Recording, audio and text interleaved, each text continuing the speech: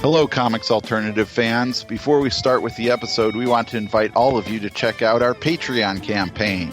That's right. Go to www.patreon.com/comicsalternative for more details. There, you'll find more information about the campaign and the cool rewards levels we have. For as little as $1 a month, you can help us maintain good quality comics talk, and the more you contribute, the more perks you get. These include monthly podcast episodes exclusive to Patreon supporters, as well as the chance to help us choose which books we review on the show. So be sure to visit www.patreon.com/comicsalternative and become one of our proud podcast patrons. Yeah, and now on with the show. This is the Comics Alternative, episode 248. Reviews of Outburst, Steam Clean, and Resist Volume 2.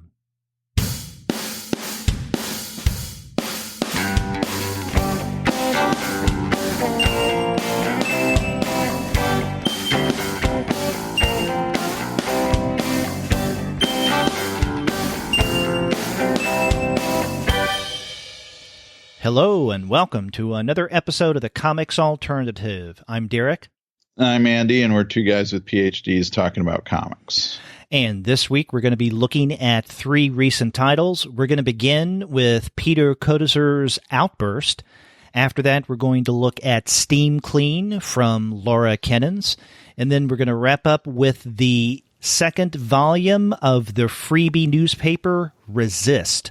But before we get into that discussion, we want to let all of you know that this episode of the Comics Alternative is brought to you by the great folks at Discount Comic Book Service. Go to their website, dcbservice.com, for all of your comics pre-ordering needs. There, you're going to find all DC, Marvel, Image, and Dark Horse titles at 40% off of the cover price if you pre-order. For all of the other publishers, you'll find that those discounts could be anywhere from 20 to 35% off of the cover price. And every single month, including July, you're going to find some incredible specials. Sometimes those specials could be as much as 45% off of the cover price. Sometimes 50% off of the cover.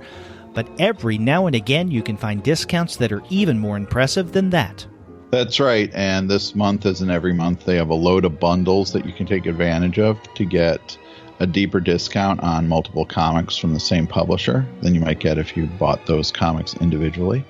And this month, they have 50% off bundles from Marvel, DC, Valiant, and Dynamite. With their Dynamite has a John Wick bundle. You can get all four #1 covers of John Wick for 50% off. So check those out.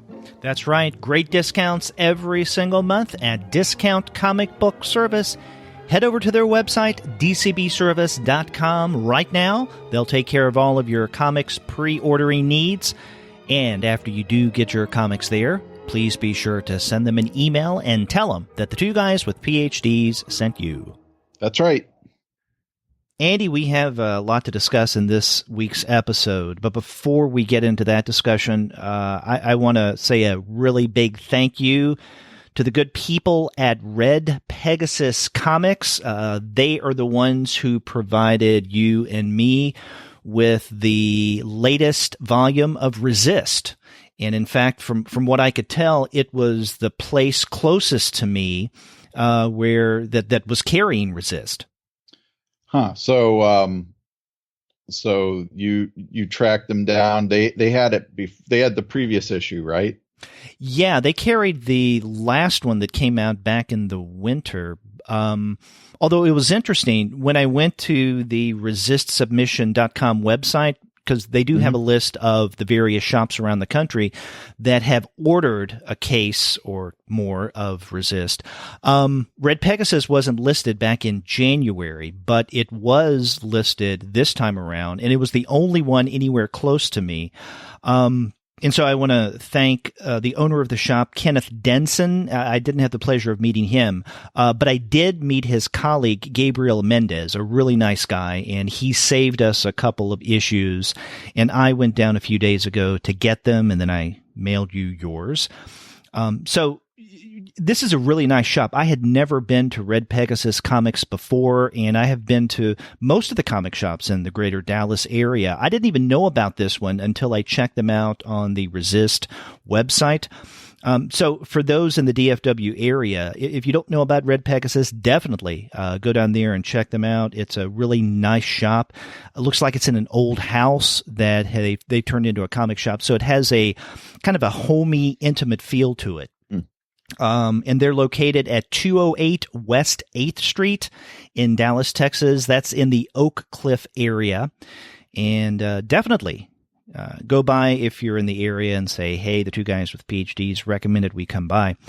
And we should mention that they are a shop that does a lot of events. Just yesterday, as we record this, they had Robert Wilson IV come in for a signing. But on July 28th, they have something going on there that I think would be great to attend. Remember last year when we talked with Ryan Brown and Charles Soule about curse words, and they told us that they were going on a world tour in a van? Yeah. Well, they're going to make a stop on the 28th of July at Red Pegasus Comics. Well, that's cool. And when I was talking with Gabriel, he was saying that from his understanding, what's going to happen is at the appointed day and time, they're going to pull up in their van and they're going to open the back of the van. There's going to be some kind of fog machine or something with effects and whatnot and music and kind of a big production. And then Charles and Ryan will come out. That sounds like a lot of fun. I wish I could get to go to one of the stops on that Curse Words Wizard van tour. Yeah, I think we were checking right before we turned on the mics, and the closest place to you is in Anderson, South Carolina. I also looked. There's one they're going to be in Greensboro, North Carolina, too. Oh, Greensboro. Closer to me than Anderson, South Carolina. Yeah. What's the date on the Greensboro one? August 4th. Okay, I may just go. I can't attend the one at Red Pegasus because I'm going to be making the move to Charlotte about a week before that. But in early August, I will be in Charlotte about an hour and a half or 2 hours, depending, from Greensboro. So I may make a trip up there. There you go. Yeah. So there you go. But if you're in the DFW area and you want to check out the Curse Words World Tour, remember, July 28th, they will be there. And you can find them online by going to www.redpegasuscomics.com. And that's one word, Red Pegasus Comics. Thanks again for letting us get some copies of the Resist comic from you. That's right. This episode would not have been possible without Gabriel and Kenneth at Red Pegasus Comics. So thanks. Yep.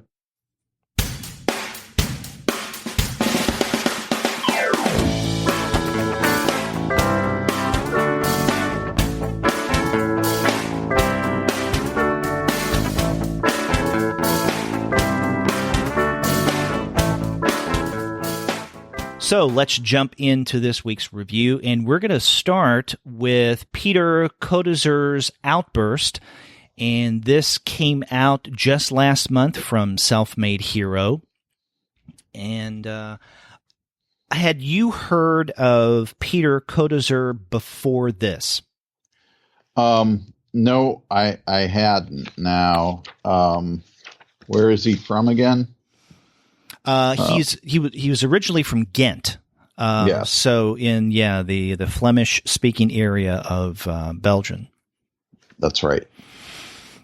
And Outburst was originally published in the Netherlands in, I think it was 2015. And this is one of the books that Edward and I could include in our monthly Eurocomic series because it's a translation. It was translated from the Dutch by Pieter Mennen. And I had not heard of Pieter Coudyzer, but this is his first graphic novel. But he's done quite a bit of work in film. Right. In the back of the book, it has a list of his mainly short films, and I think one feature film called Beast that came out last year. Right. And in fact, I was looking him up online, and he has a number of videos, short videos on Vimeo. And you can find there a trailer for Beast, and there's a trailer for The Wake. But he also has a number of short films that aren't listed here. I guess the ones that are listed here in the back of the book as short films are longer short films. But what's on Vimeo, no more than, I don't know, maybe 2-3 minutes. But there's one in particular that I found interesting. I think it's called Our Spot, if I remember correctly. And it's, like I said, about 3 minutes or so long. And it's about a guy who, I think, an older guy who seems to be dying, and a friend or a loved one of his is with him as he's doing this. And as he seems to be passing, at least that's what I gather from this, there seems to be vegetation growing from him. And the reason I highlight this short is because it's not that dissimilar to what we find in this graphic novel, Outburst. Yeah, that's right. So Outburst focuses on this character, Tom, who is frequently bullied as a kid, pretty ruthlessly bullied. He doesn't seem to have a lot of friends in school, and he's the typical bullied kid who always gets picked last for sports and things like that. And at some point, he develops this problem where he is turning into a tree. Basically, his arms and legs are becoming branches, and whatever this affliction is slowly creeping up his body for pretty much a big chunk of his life, from when he's a teenager to his early 30s, when we actually first see him at the beginning of the graphic novel, in his early 30s, and police are banging on his door trying to get in, and he's kind of stuck on the couch in his tree-like state. And so then it flashes back to his childhood and kind of how he ended up that way. Mm-hmm. Right. And, we never have any kind of satisfactory answer for why he has the condition that he has, but that's part of the narrative. This is a really surreal story. And in fact, in looking at some of Coudyzer's short films on Vimeo, they also seem to have that same kind of surreal feel to them, that it's a narrative that is not necessarily linear. There doesn't seem to be any beginning, middle, or end, but it's more like a situation or a premise, and it plays out to a point. But it's not really a story in the traditional sense that we think of something that, wraps up at least somewhat neatly. And in fact, that's one of the reasons why I really enjoyed Outburst. I'm glad that you mentioned that it begins the way that it does. That's one of the things that really hooked me at the beginning, is when we get Tom, I guess you could say moments before what happens at the very end of the book. And in I guess you could call it the voiceovers of the opening pages, he says, "A forest is growing inside of me. It sounds strange, I know, maybe even a little melodramatic, but I'm telling it like it is. A forest is growing inside of me. I can't help it. Maybe you're wondering what kind of madman you're dealing with here." And then he goes on from there, and you're right, the police are banging on his door during this time. And then we're given an extended flashback, which for all practical purposes is the book proper, that takes us up to the moment that we were at the beginning with the police banging on his door moments before they break in. I think one could begin reading this book and feel that this is going to be kind of the same old type of story about an outsider, a kind of a loser character who's always picked on, the last one chosen to take sides in sports and school, things of that sort, and how he deals with it. But I mean, there's a lot more going on here, and it doesn't evolve into that kind of story necessarily. In other words, there's really not a moment where the kid who's picked on comes out on top, you know? And I don't think I'm giving anything away by saying that. I mean, I don't know where he lands by the end of this book, but it's not as if he gets revenge on those who picked on him, or that people later in life see him as a better person and get to appreciate him more. And so in that way, this book, it ends very ambiguously. But it's not even the ending that I would say that is ambiguous. It's, getting back to something I said earlier, we don't really know the reasons why he gets the condition that he has. Right. It's, it may possibly be tied to a, ill-fated, I guess, kayak trip that he takes at camp with some classmates.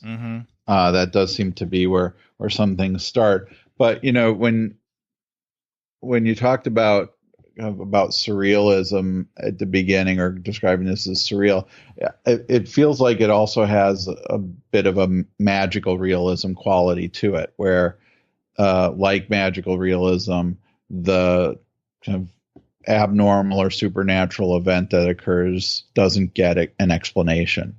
It just kind of happens in this world that Tom grows branches where his arms and legs used to be.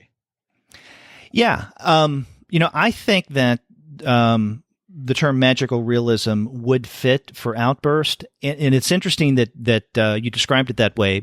In thinking about this book in preparation for discussing it today, I had wondered about that. If, would you consider this an example of magic realism or something that has those tendencies? I resisted using that term and opted for surreal for this reason. One of my pet peeves is when people loosely use the term magical realism in ways that aren't appropriate. In other words, sometimes when they use the term magical realism, a better way of what they're trying to describe as something more fantastic or fabula, or even romance, I think, depending on your definition of literary romance. But in magical realism, you're right. It's something that happens that is out of the ordinary, that is definitely not natural. But one of the things that marks magical realism is that people are aware of it and almost accept it as a natural phenomena. Right? Mm-hmm. So, we always hear there's certain authors like Gabriel Garcia Marquez, or in terms of the United States, Toni Morrison, described as magical realist writers. And with Toni Morrison's Beloved, for example, what happens with the character Beloved is definitely supernatural, or it's not natural, but people in the narrative accept it as if it were natural. And not everything that is labeled magical realism is like that. But this is the case here, because whatever happens to Tom, where he has, as you described, the branches growing out of his arms and then legs especially, people just accept it. The people at his school, his mother, his quote-unquote friends at the school that he attends. So in that way, it is appropriate to call this an example of magical realism. Right. Well, he does have to hide his condition a bit by wearing bags over his feet and his hands. But again, for the most part, people do, doctors do try to diagnose it. It is abnormal, what is happening to him. But anyway, we do see him, having to hide it in order to function in the real world as much as he possibly can. For example, to get a job and so on. But so Yeah, I mean, what you said earlier too about this being resisting that typical triumphalist narrative of the bully who gets his, or the bullied kid who gets his victory over those who bullied him. I mean, I think that's a really good point about this book, because for the most part, it does follow a pretty standard plot of a kid that's bullied. You know, he has a crush on a girl. He's never going to be able to realize that. And then he gets some hint that she might be actually interested in him. And that ends up going the way that often goes in these stories. So there's some ways in which this follows a pretty conventional narrative pattern for this type of character that Tom is. But it does take a couple interesting turns, not the least of which is that he grows branches out of his hands and legs. I guess, I mean, it's hard to describe what is happening to him. It probably isn't that he's growing branches out of his arms and legs, but that his arms and legs have turned into branches, right? Because he seems to be at some point just a kind of torso with branches growing out of him. We even get to see kind of what he looks like without any clothes on at all.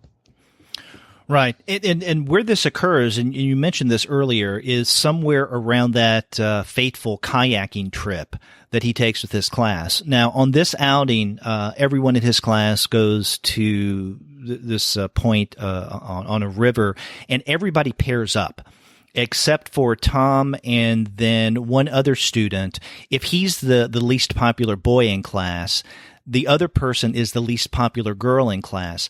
But even though she is the least popular girl in class, she still wants nothing to do with Tom, the least popular boy. And so at that point, the teacher says, okay, I'll find a kayak for one for each of you.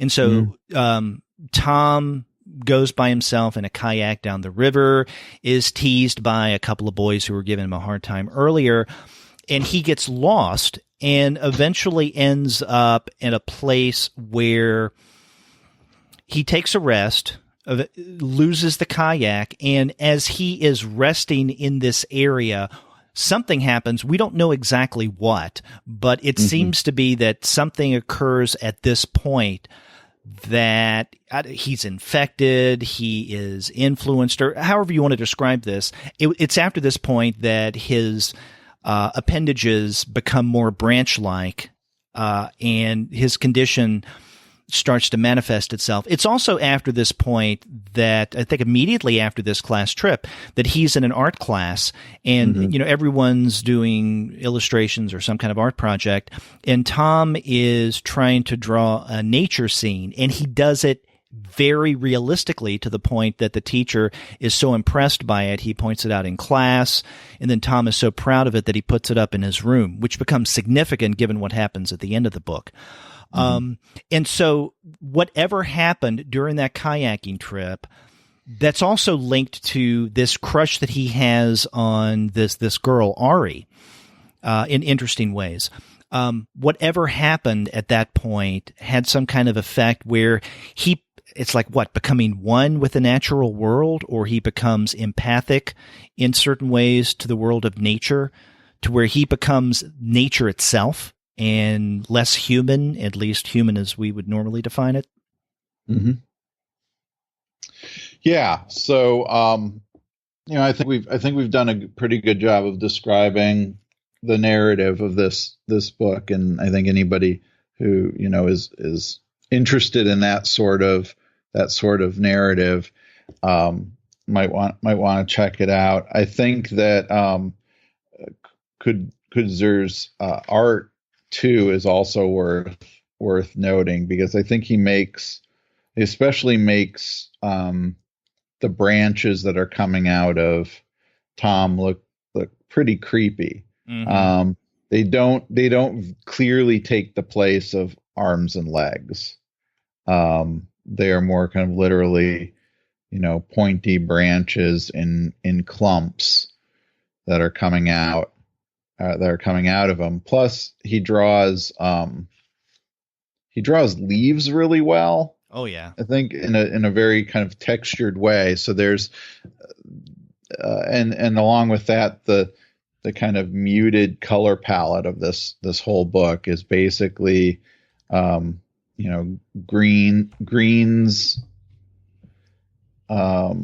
reds, browns, and browns. Yeah. All work together to create a really effective comic. Right. And I'm glad that you mentioned the art. A couple things I wanted to highlight that you brought up. He does have in this book a darker palette. I mean, there's something really gothic about the art, and I don't mean gothic in the goth sense. I mean gothic in maybe a more traditional horror sense, because there's something nefarious going on. We just don't know what it is. Mm-hmm. You also mentioned that Coudyzer is really good at drawing the natural world, leaves and branches, and that brings me something about the narrative that really impressed me, and that is the pacing. Now, a great example, kind of an obvious example of the kind of pacing that we find in Outburst is on a 2-page spread on pages 92 and 93. And this is where Tom gets a job as the night watchman. And as he is going through the warehouse with a flashlight, just making sure that everything is okay, we get this pairing of him walking in the warehouse, a clock, him walking in another place in a warehouse, the clock, a couple of hours later, so on and so forth. And this is over a 2-page spread. Not much happens here, but I use this as an example because this kind of pacing where Coudyzer basically slows down his narrative, I mean, it's definitely here in this 2-page spread because of the presence of the clock, right? That's kind of obvious. But this is endemic throughout the book, and there are occasions where Tom is either at school or maybe he's outside, for instance, that kayaking trip. And what Coudyzer will do is to slow down the story with Tom looking at something or being contemplative, or we get an image of the natural world, like an ant or a leaf on the ground or a branch of a tree, just something. And what that does is it not only underscores the emphasis on the natural world that's embedded in Outburst, but it also gives the story kind of a leisurely pace. Maybe leisurely is not the right word, more contemplative. Mm-hmm. Yeah, I mean, I think that's a good way to describe it. Plus, Tom's life is very boring and sad. And so to kind of slow the narrative down in the ways that this book does a really good job of reflecting kind of what that life is like. We got this book at the same time as another self-made hero book that we reviewed earlier, Herman by Trade. Mm-hmm. And it does feel like these books go together a bit in that they're dealing with, and this may be something that Self-Made Hero does a lot, if I can think of, some of their other works, of narratives of people who just don't fit into society.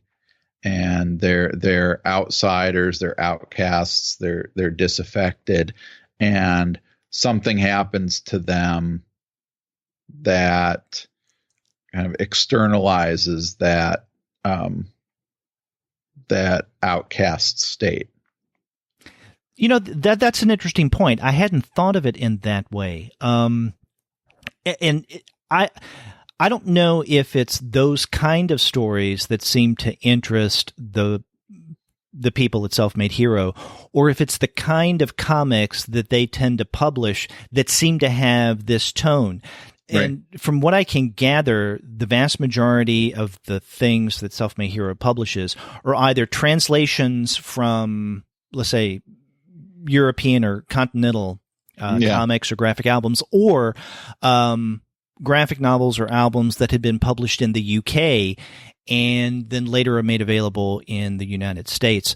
And so there may be something more regional or national going on here in that when it comes to comics in the UK and especially on the continent, there's a different kind of storytelling, a different tone to the storytelling, a different pacing to the storytelling that we normally get with what most people would, I guess, typically think of as American comics. And so something like Outburst and Herman by Trade, which I'm glad that you mentioned, I think a lot of readers of American comics, especially mainstream comics, would pick up those books, read them, and go, okay, what's this about? What's going on? I don't get it. And it's just a different kind of storytelling. Mm-hmm. Yeah, I agree. I also would like to note that that all of Self-Made Hero's books smell the same too. I don't know if you've ever noticed that whatever the coated paper that they use, because they use a really nice heavy paper stock anyway, has this kind of smell to it that I don't know. If it's almost like now a kind of Pavlovian trigger for me for depression and loneliness. Wow, really? Is that a way for you to get over depression and loneliness? You smell their books? Not to get over it. No, it become like there's because so many of their books, it feels like I see. Subject. I just open up one of their books and get that whiff, and I'm like, oh, this, I'm suddenly feeling sad. Oh, I see. So smell my book, feel bad. There's the title of this episode. Okay. Yeah. I don't know if we've really talked about the smell of comics very often on the Comics Alternative. No, and in fact, I'm going to corner the market on scholarly research on comic smells. Yeah, maybe you can come up with your own podcast on comic smells. I don't know. Yeah, it'd be about 30-second review every time. Yeah. Well, one of our challenges in dealing with a primarily visual medium is how do you handle that in an audio format, right? So right. But if you bring in the sense of smell, that complicates the mission even more. Yeah, that's true.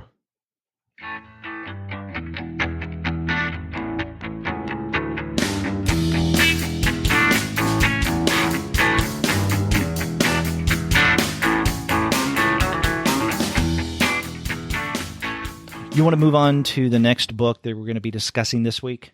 Yes. And this is Laura Kennan's Steam Clean. And this came out back in May from Retrofit Big Planet. As we say often, one of our favorite publishers on the Comics Alternative. Yes. And let's see. I don't have any information on Laura Kennan's. Do you have some of her background? I did visit her website, which, by the way, is Laura Kennan's, one word, LauraKenins.com. She's done a few other things. The only other thing that I was familiar with of hers is she did an issue of the Coudyzer Mini. It was issue number 42, and I can't remember when that came out. It's been, I don't know, maybe a couple of years ago. And by the way, Andy and I are going to be talking about the Latvian publisher Coudyzer in a future episode, so listen up for that, probably sometime in August. But in the Mini Coudyzer number 42, it's her comic. It's titled Alien Beings, and it's about her or a character whose family on a drive home seemed to observe UFO. And it's what happens after observing that UFO. Okay. But that was the only thing that I was familiar with of hers. But according to her website, she's also done comics for the Los Angeles Review of Books, The Coast, Matrix Magazine, and other publications here and then in Europe and Canada. And she currently resides in Halifax, Canada. Yeah, that what I was curious about because this story takes place in, it says on the back of the book, in Northern Europe. Mm-hmm. It feels probably like it's Finland. And in fact, she does mention Finland in the acknowledgments at the beginning. Mm-hmm.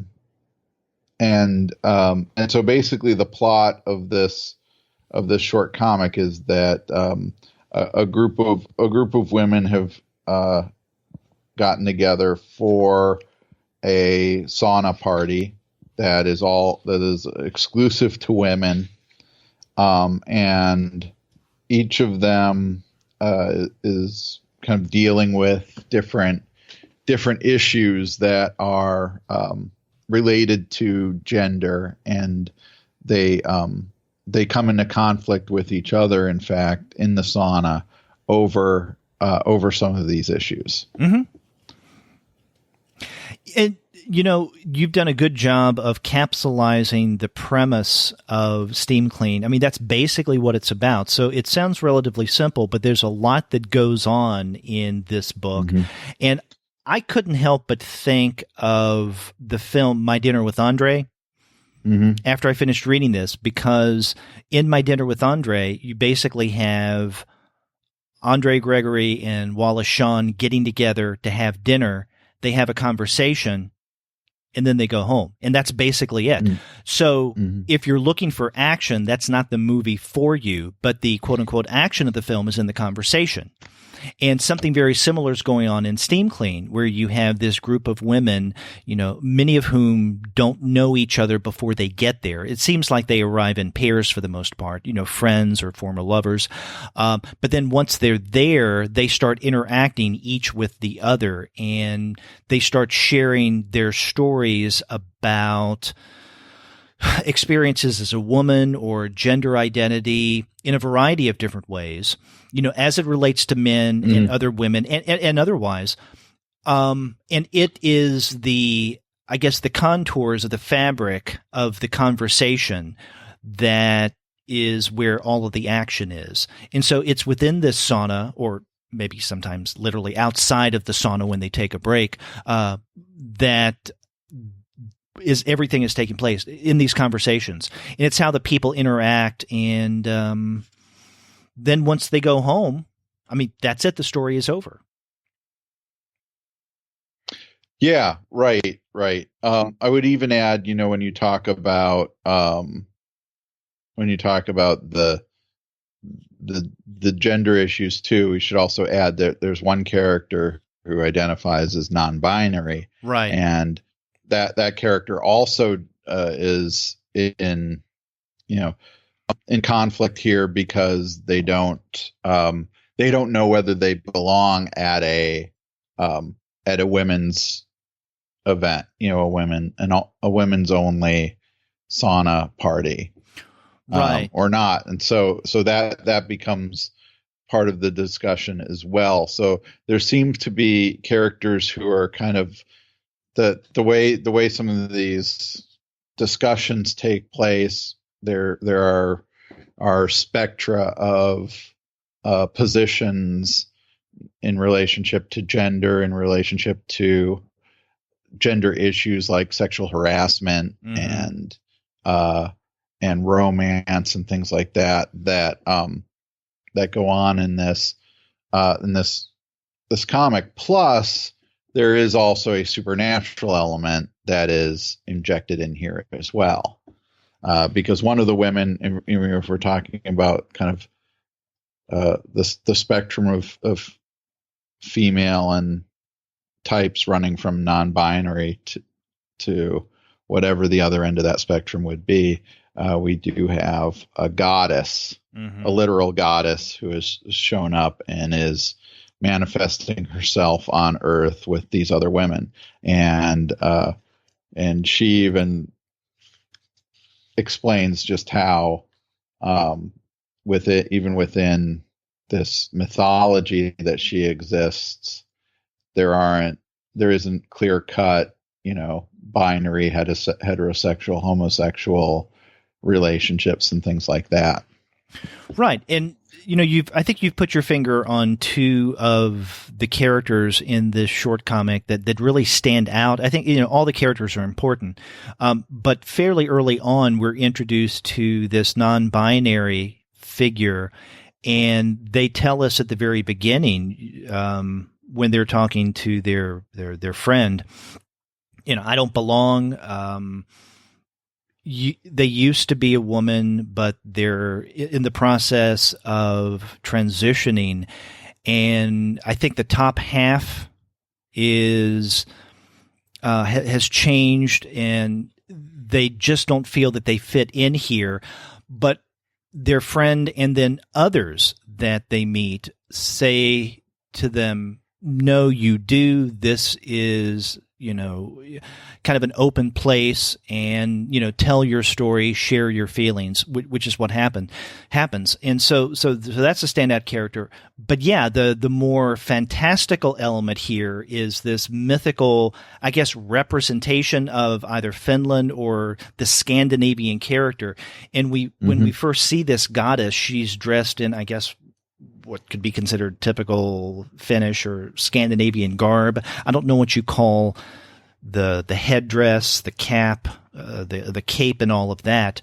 But then this figure tells us that, she feels that she's in an unusual position as well, because she's looked to as the representation of not only the nation, but of woman within the nation.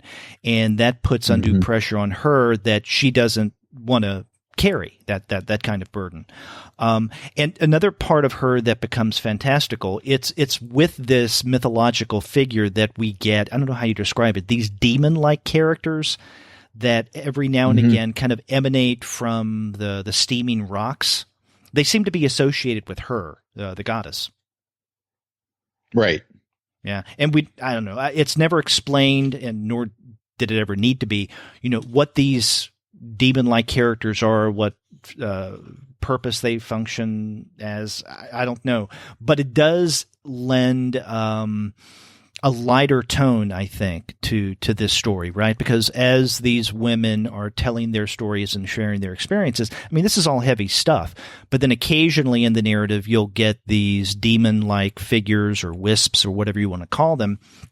And I don't want to suggest that it makes light of the seriousness of the gravitas of what everyone's sharing, but it just gives kind of a lighter feel, something a little fantastical to the story, like the various vapors and the steam that surround them.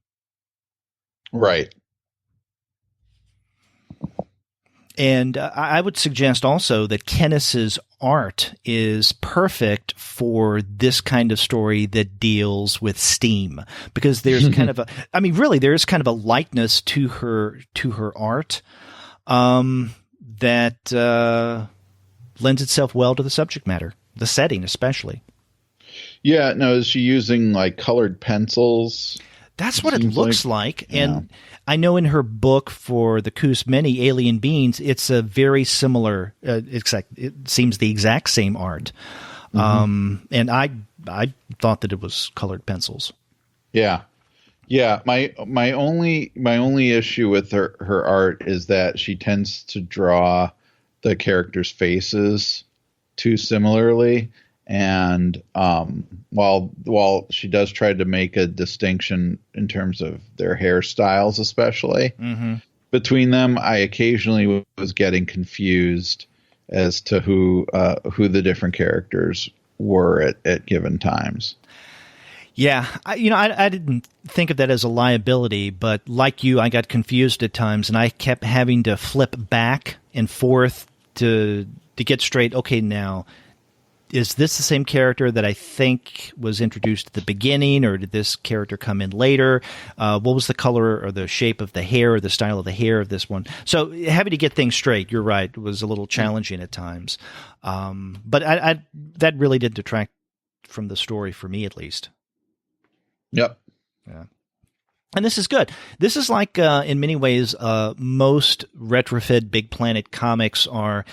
It's a different format. It's a different kind of story. It's not really that long, but it's extremely satisfying. Yes. So another great comic from the good people at Retrofit Big Planet. And again, thanks to Jared and Box for keeping this in the know. Yep.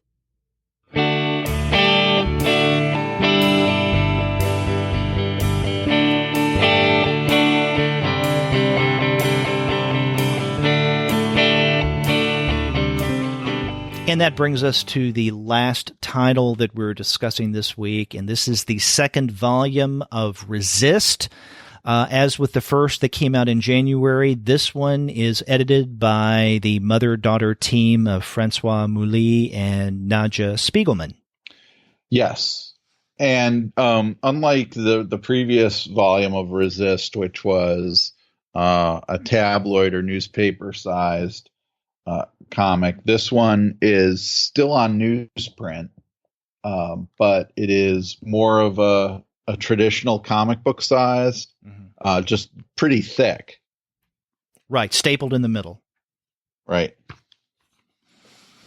And whereas the first one came out in conjunction with the planned march, the Women's March in January, this one, as far as I know, didn't come out along with other planned marches, but was released around July 4th, so Independence Day. Again, really appropriate. Right. Mm-hmm. Now, do you know of any marches that were taking place, like nationwide on July 4th? I cannot think of any, no. Because I think the March for Science had already happened by then. Yeah. That was the only other one I was following. But also, like the first volume that came out in January, this one is by and large made up of female creators, cartoonists, artists of a variety of different stripes. But there are also a couple of different sections toward the back.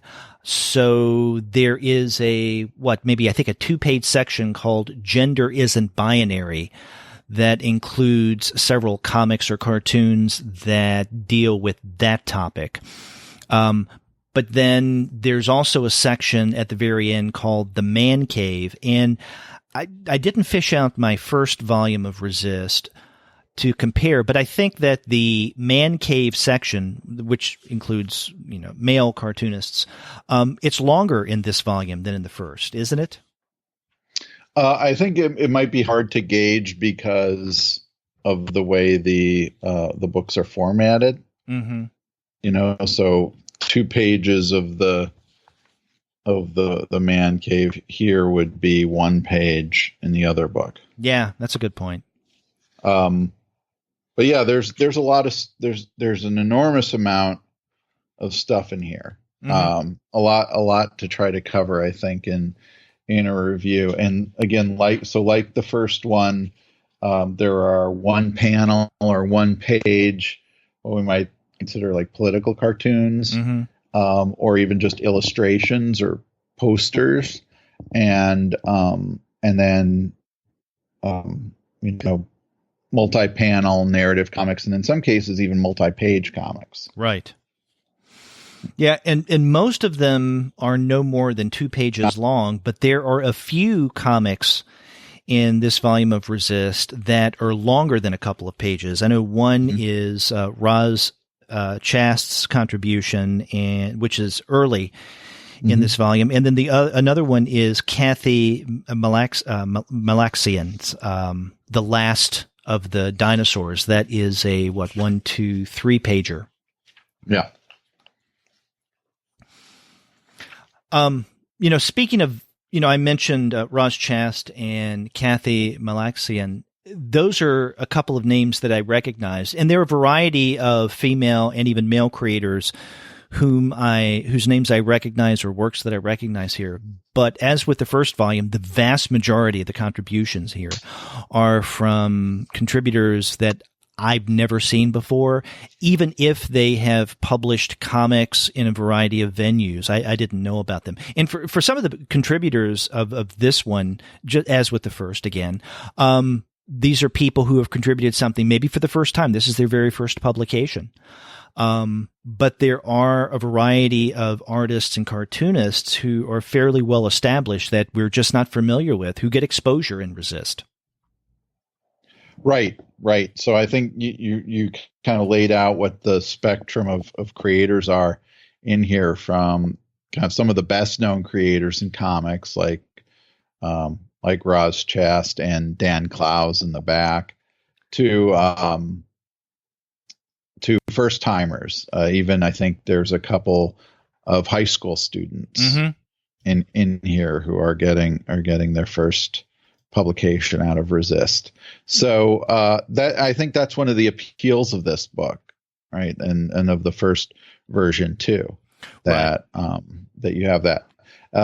Also, as I mentioned before, it's you get the political cartoons and the kind of protest posters, but you also get the narrative comics, and in a lot of cases, those narrative comics are autobiographical, and that's definitely the case. For example, with Roz Chast's, we talked about at the beginning, but also Miss Lasko-Gross has a good one-page autobiographical story, and others do as well.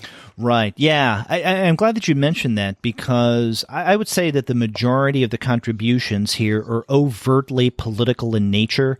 Sure. I mean, I think everything in this issue of Resist is political, but when I say overtly, I mean, there is a message that you can clearly discern, and it's almost as if they scream it out, and appropriately so.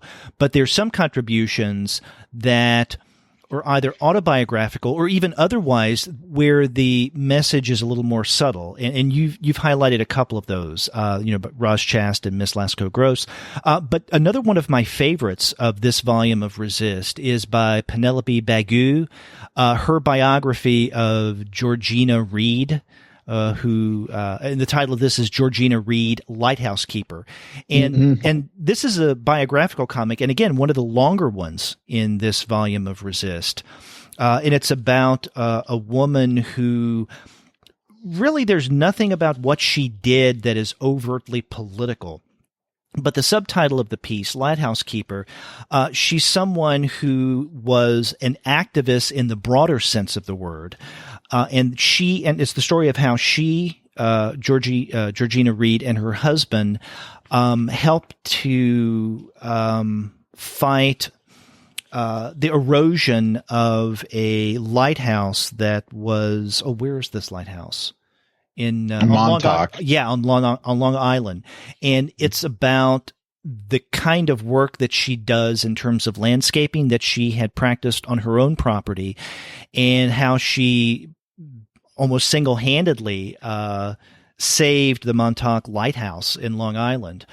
And again, there's nothing overtly political, as you'll find in most of the other pieces in Resist. But in its own way, it's a very political story. It just shows, the power of this particular individual to make a difference. Right. And that was one of my favorite stories too. And I was glad to see that is also an excerpt, I guess, or one chapter that's going to come out from in an anthology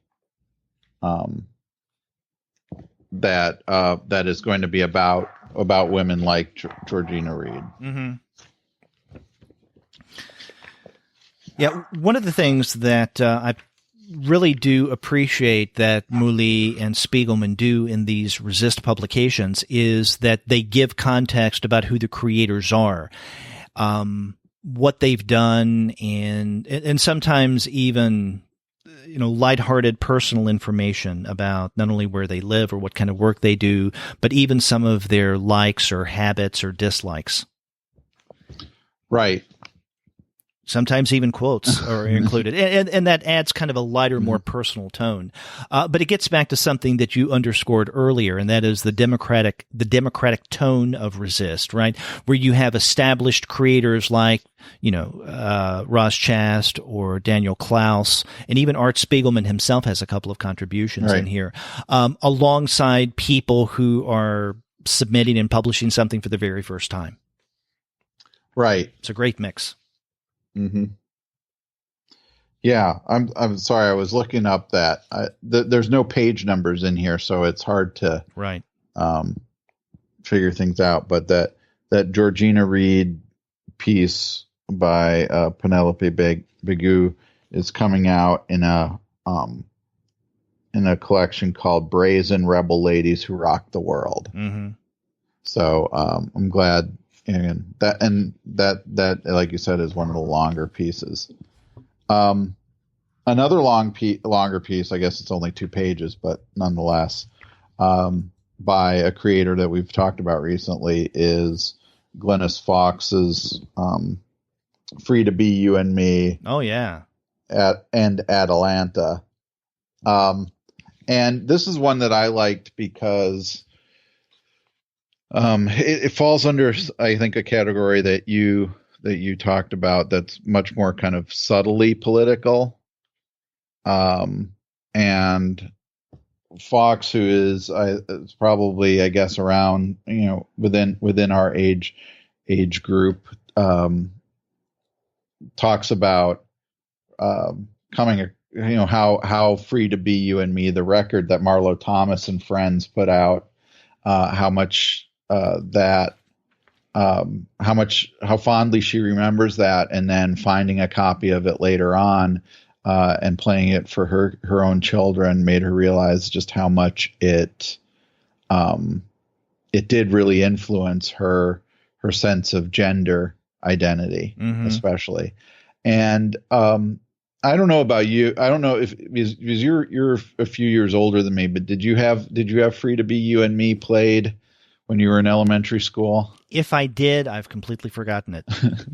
Because I remember it quite a bit, and it's something that comes up for me a lot when I'm kind of thinking about things, because especially about the current state of politics. It's because, the whole point of it was this educational effort to break down, gender inequality, especially, but gender differences as well.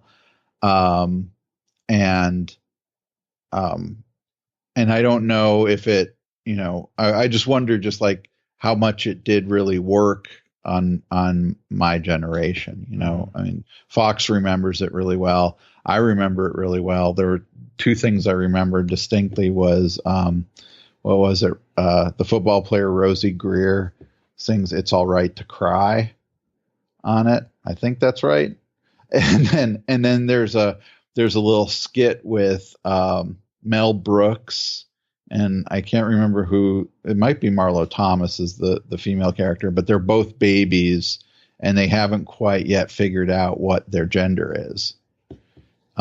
And so they're kind of talking about what their hopes and dreams are for the future, but not being able to easily identify what the other is in terms of being male or female. And it's Mel Brooks, so yeah. It's hilarious. So anyway, so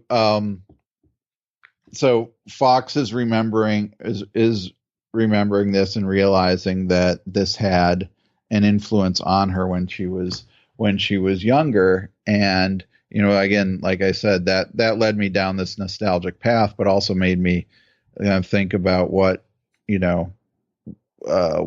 kind of efforts are made today to kind of break down some of the harmful stereotypes or other kind of societal problems in elementary schools. Or was it just a kind of naive product of the early 70s that Free to Be You and Me emerged? Well, when you put it in those terms, what is going on today that maybe, if not comparable to Free to Be You and Me, but is maybe the contextual equivalent of that years later we'll wonder, was that of any use? Was that, right. And now that you mention this and we're discussing this, that brings me to kind of a feeling that I had in reading this volume of Resist. And if I felt this way with the first volume, I don't remember. I love everything about Resist. and I love all of these comics. Mm-hmm. But as I was reading this volume, I couldn't help but feel more melancholy than I think I was back in January reading the first Resist, because it's like, yes, I agree with everything that's being written here, sometimes vehemently so. Right. Especially with something like Palmer Frankel's Dick Face series, which I want to talk about in a moment. I love that. But at the same time, I can't help but think, yeah, but what kind of effect is this going to have? And I'm normally not a defeatist person, but I think what we have been witnessing and experiencing over the past 6 months, I'm just wondering, I'm glad that this is being done, but what kind of effect is it having outside of the immediate phenomenological experience of reading this, and even for the creators putting this on paper? And again, I'm probably turning negative here, but I think with the hope that is expressed in all of these comics, there, for me at least, is at the same time the counterbalance of the yeah, but we're still where we are, and I'm just waiting for something to happen. And I think that it eventually will with the state of our country right now, particularly the Trump administration. But I don't know. I felt more of a heaviness in reading this volume of Resist than the first one. That's interesting, because I think that one of the things that Resist needs to do is to continue the momentum of the previous volume, right? Mm-hmm. And specifically the call to action. But you're right in the sense of, like you said, melancholy, right? Right. Is that it? Yeah. Because there are also a lot of the pieces in here, especially the autobiographical narrative ones, that are about just how do you deal with the current state of things, in terms of, especially how do you deal with any, the kind of anxiety and frustration that might be produced by the the behavior of the current administration, and how it does seem to defy, tradition, logic, protocols, whatever else, humanity. So, like, for example, Miss Lasko-Gross's The Last Word is kind of dealing with that. Her expressing this anxiety and frustration with the way,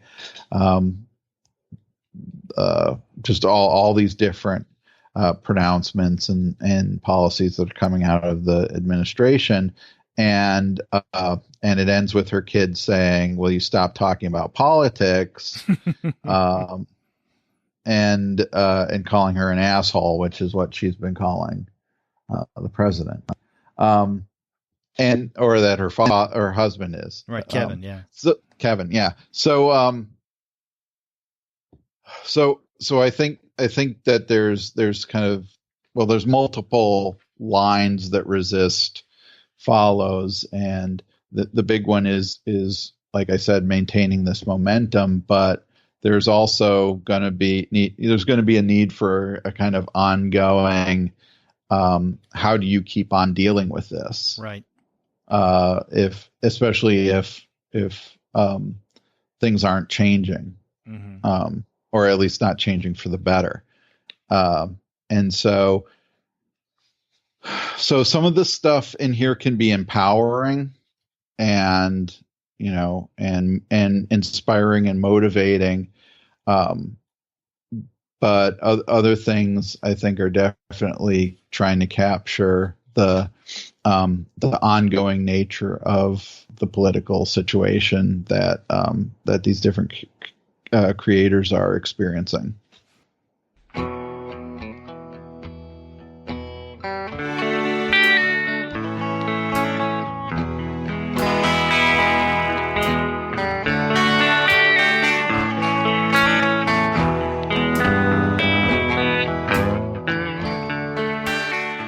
Right. Yeah. There has to be praxis linked to the art here. And I mean, I think that it's great that all of these comics have the potential to inspire in one form or another.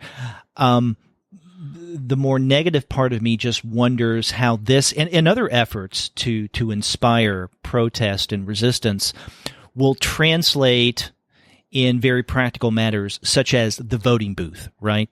Because, again, I don't want to be so much of a downer here, but are the people who pick up resist going to be more or less apt to vote, especially in off-year elections? And so that's why the emphasis on linking this kind of creative protest or creative resistance to practical matters of getting out the vote, of marching, I think is so important. Yeah, and what you described there made me think of one of the really tiny pieces in this book, but one that I keep coming back to, which is Lucy Knisley's small piece, which is basically a series of badges that or achievements you can unlock. And their call your representative is 10 points, march in a protest 15, donate 15, but then the final one, run for office, is 100 points. And I think what you're talking about there gets to that, what ultimately should be the call for action here. Well, that scale that Knisley puts out there is basically from kind of the least you can do to the most you can do, right? The least you can do is call your representatives, and then march and donate, and then finally run for office. And I think that last one is the toughest hurdle to climb for this current resistance movement. It isn't just a matter of marching or making phone calls that are going to make the big changes. It is going to be having viable candidates to oppose the entrenched interests wherever they might be. Right. But especially in those areas or those districts where one party runs unopposed regularly, because there's a sense that there's no hope for the other party. And we've seen in previous elections that when a movement, see in the last decade, when a movement is mobilized enough to run their own candidates in these various elections, even within a primary, they can make big changes. So I think that what Knisley's cartoon here is pointing to is really the necessity to take the page out of the Tea Party playbook and get people to run for office. That's right. And that's a much slower moving process than the other ways that people can contribute. For instance, like donating or even organizing a march. I mean, those can be relatively quick and have a relatively quick payoff compared to running for office, because collectively you have those of a more progressive mindset across the country who decide to run for office. Some are going to get elected, some won't, and even if they're elected, there's no assurance that they're going to make that much of an impact or make that much of a difference. But over time, this is possible if enough people decide to run for office. But it's going to take time. So this is something very different from being part of a protest or a march. I guess that, that's what we should keep in mind, or at least I should keep in mind, not to get so down and melancholy when I read something like this. It's like, this is great stuff. Boy, wouldn't it be great if it had more of an impact, is that it's a step-by-step process, right? I mean, the very act of creation is a solitary, I think, primarily activity. Even when you create with other people, you're still doing it primarily alone. the more collective manifestation of these solitary creations are in the publication of something like this. And then having the practical impact is linking this creative project, Resist, with actual events like marches or runs for office or what have you. So, taking all this together, I think, and for at least me keeping this in mind would make me a little more hopeful as I read these comics. Yeah. Right. Yeah, exactly. And I think that what you're pointing to there too is the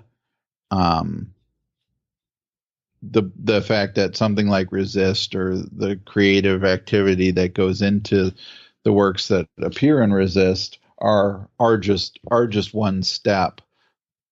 But there's a lot of steps that have to happen after this. One of the things I really appreciated about, not to kind of linger on this one really tiny piece for too long, is that there isn't one for like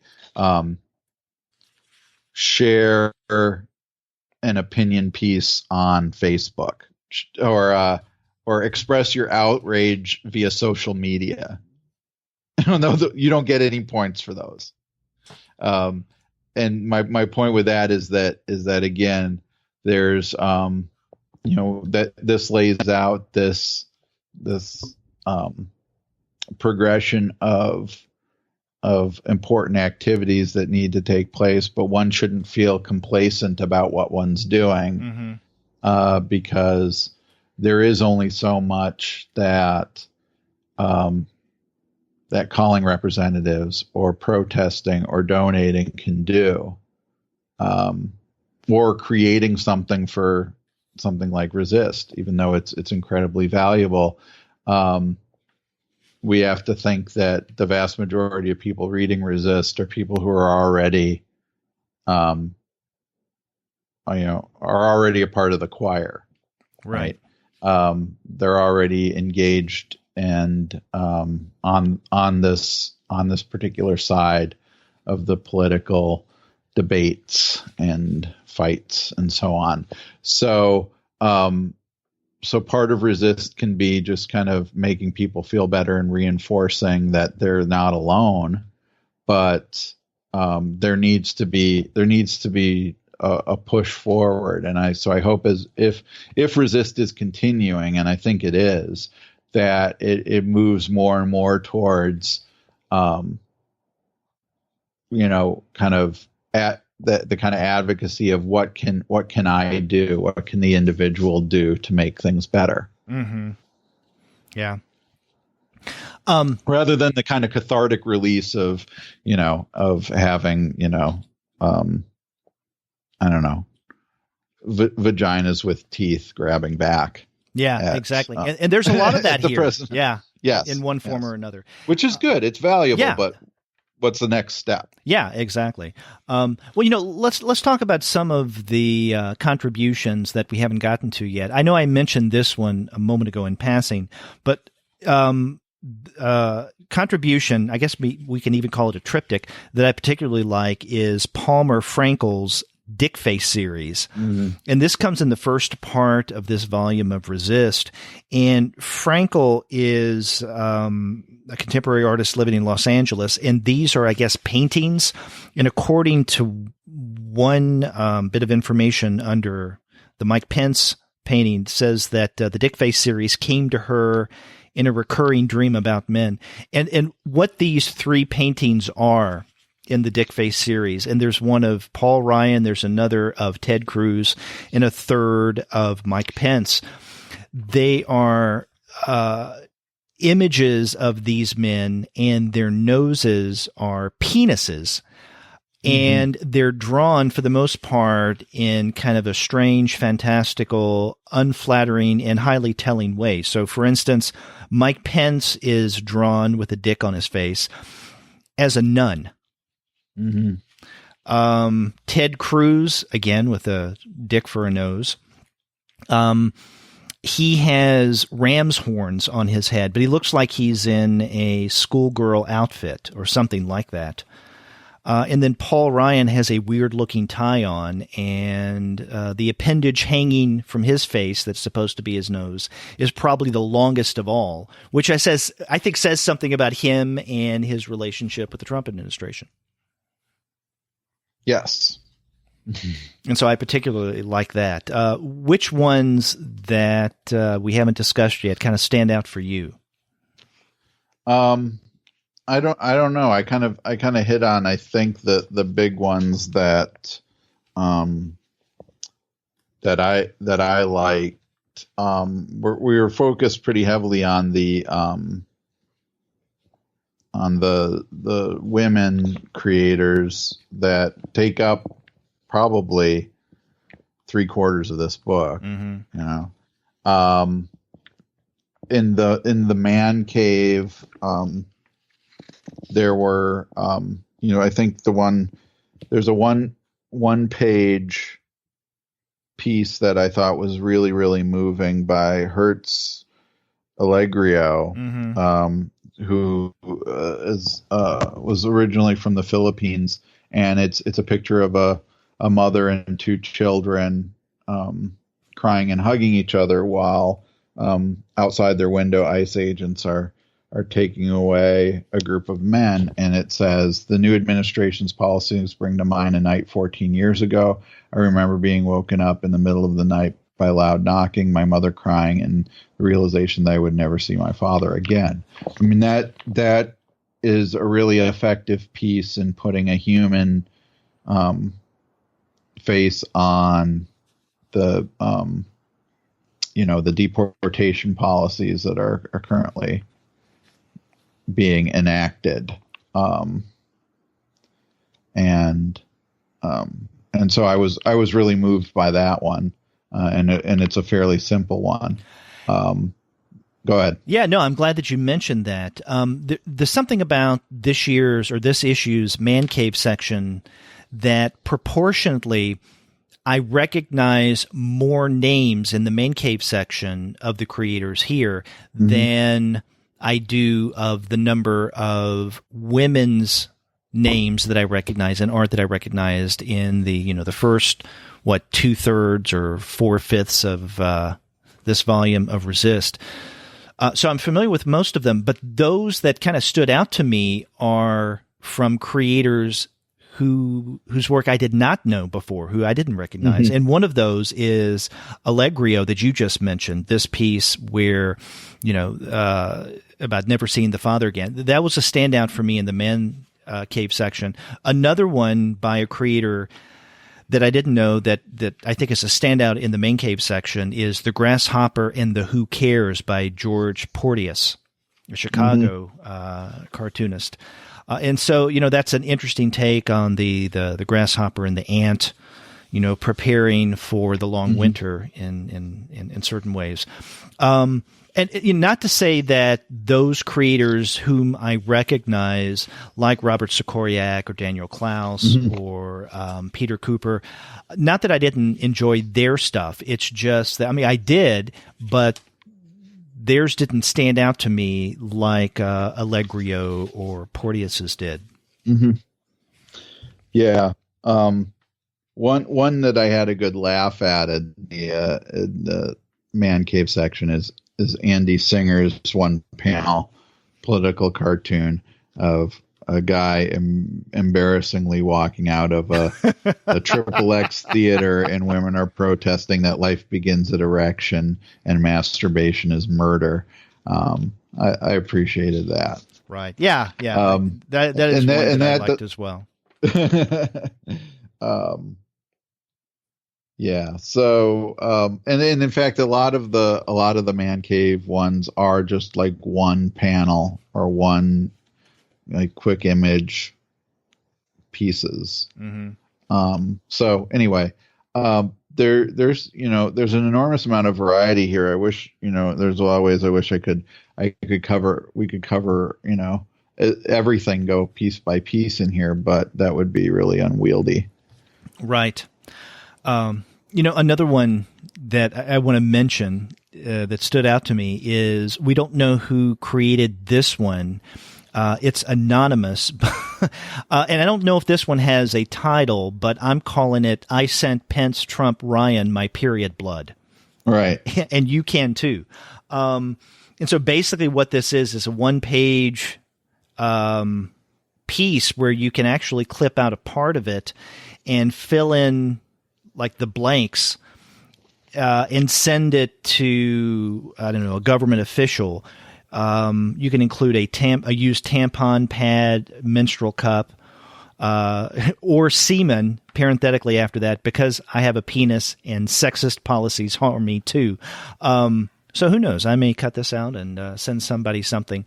But it's interesting that this is from an anonymous individual who works for a Catholic hospital.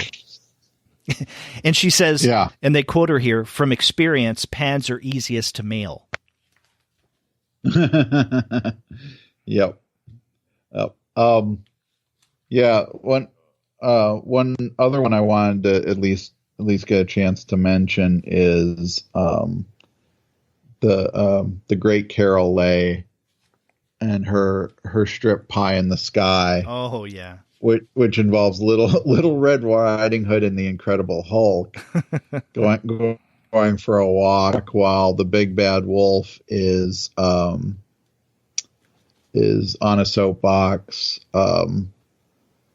spouting about it should be a wolf only country again. Yes, that is his wolf only political position, and Little Red Riding Hood tries, Hulk wants to, of course, use violence, and Little Red Riding Hood tries to point out that violence isn't the answer, but that instead it's best to fight the wolves with ridicule because they hate being laughed at. So she hands the Hulk a pie to throw in the wolf's face, and Hulk throws the pie so hard it decapitates the wolf, which is great. And so that's nice and cathartic, but it also does point out to something too that I think is another avenue of resistance, which is humor. And I think that humor is definitely more effective for this situation, because, as Little Red Riding Hood says, these wolves hate being laughed at. Mm-hmm. So you're highlighting the dick face ones. I think is also a really good example of that. Right. And I'm glad that you mentioned the humor element, because, one of the things that seems to frustrate me to no end in terms of the media coverage of Trump and the current administration and the Republican Congress as a whole is the lack of humor, or at least overt humor. I mean, I know that these reporters are laughing their asses off camera where we can't see it, because this is so ridiculous what they're having to experience with the press conferences, the lack thereof, and the answers that they're getting.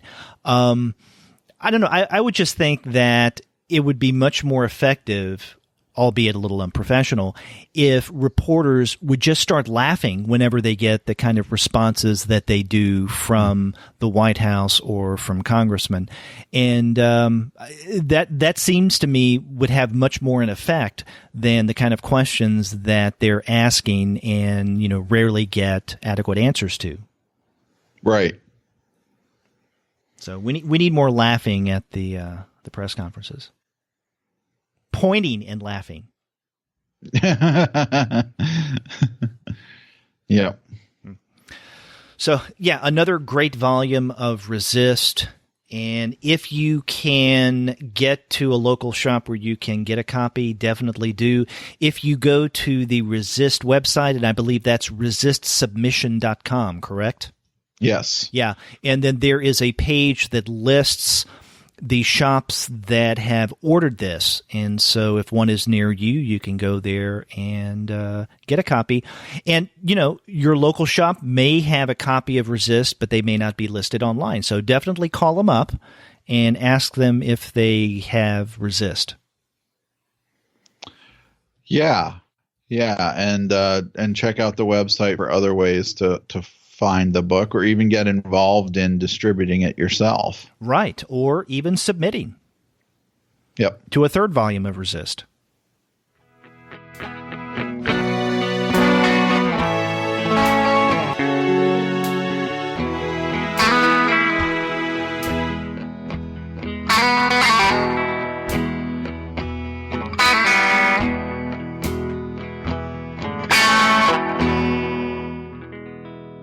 So 3 really fun titles for this week. We started off with Pieter Coudyzer's Outburst.